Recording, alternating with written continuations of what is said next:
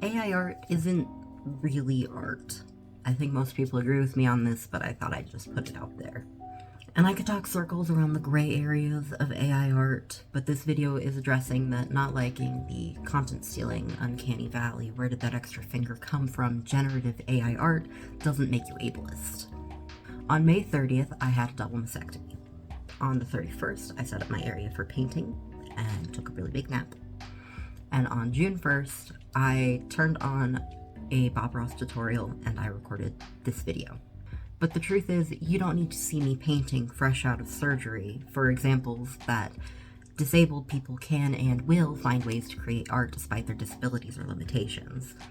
Despite the pain from recovering from chest surgery with a limited range of movement, I continued to create. I had to be careful not to overdo it, and I took a good number of breaks, as well as a big nap after the fact. Henry Matisse kept creating after cancer kept him from being able to paint or sculpt with the help of his assistants.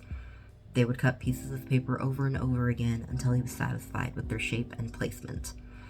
Paul Smith had a severe case of cerebral palsy and recreated the Mona Lisa with a typewriter, his first of which he found at 11 years old, discarded by his neighbor. Beethoven began losing his hearing in his 20s and still managed to compose one of his most famous pieces, in my opinion, Beethoven's Fifth. And there are tons of other examples. In fact, I'd argue that saying disabled people needing a robot to create for them is more insulting to the struggles that they experience every day. But as an able-bodied person, I am not the best source for that subject.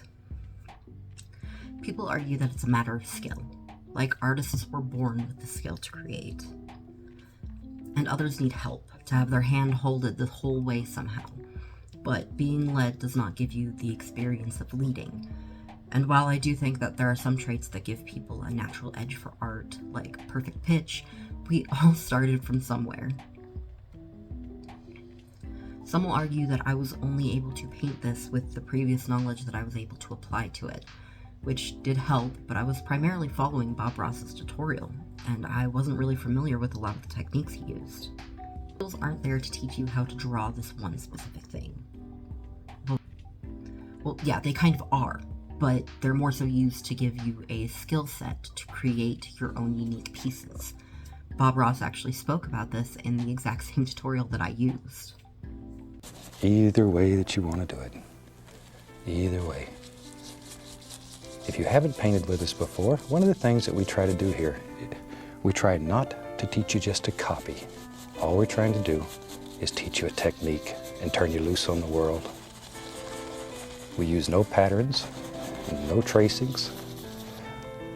All we do is just sort of have an idea in our mind and we just sort of let it happen.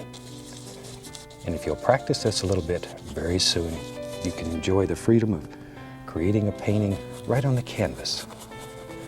Right on the canvas. And to me, that's where it really becomes fun. It's when you can just literally create a painting right on the canvas as you're working on it. Here is my very first sketchbook. I promised my dad I would draw in it every day if he bought it for me. It's pretty terrible, but I would never be where I am now if I hadn't done the hardest part and started. That doesn't mean you lost your shot to start. You didn't need to start 20 years ago, because the best time to start is right now. Grab the shittiest pen or pencil that you have at the back of a receipt and look up a tutorial for literally anything. Don't feel discouraged and don't compare yourself to anything but yourself. Because at the end of the day, you can look back at that receipt and feel satisfied that you did that. You made that. You didn't need to come up with a carefully worded prompt for a warped result. You decided what it looked like. And that's beautiful. Hey guys, thanks for stopping in.